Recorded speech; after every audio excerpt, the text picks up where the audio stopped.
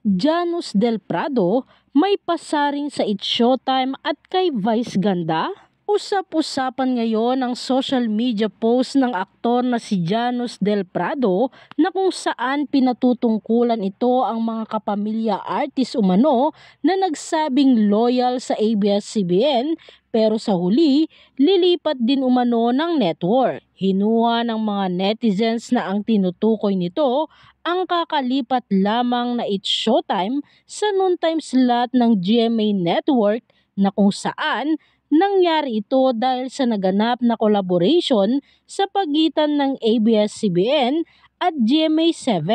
Tinawag niya pang ipokrito umano na ayon pa sa kanya ito umano ang mga artistang binabatikos ang mga artistang lumapit noon sa GMA7 pero ngayon umano ay naglilipatan na din. Tanong pa niya, asaan doon ang pagiging loyal? Post ni Janus. Yung mga bumatikos sa mga lumipat dati, naglipatan na din ngayon. LOL.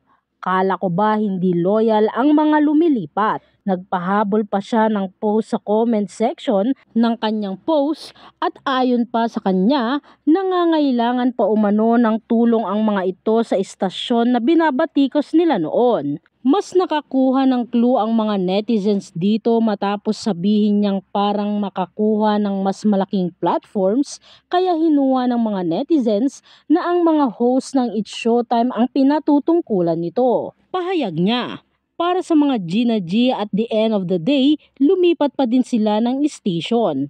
Kinailangan pa rin nila yung tulong ng station ng mga artista na binabash nila dati, lalo na yung mga lumipat, para magkaroon ng mas malaking platform. Lesson, huwag magsalita ng tapos, bilog ang mundo. Narito naman ang samut-saring komento mula sa mga netizens. Hindi naman sila lumipat ha. Nadagdagan pa nga yung network na pinagpapalabasan ng programa nila.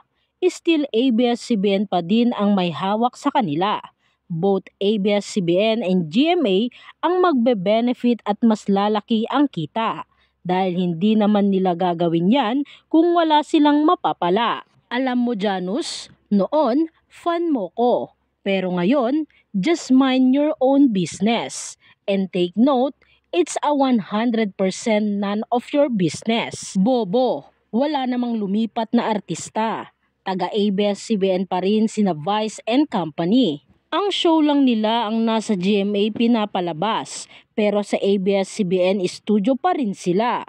Ang bitter ni Janus, management ang may gusto nun, hindi naman yung mga mismong mga host. No ba yarn?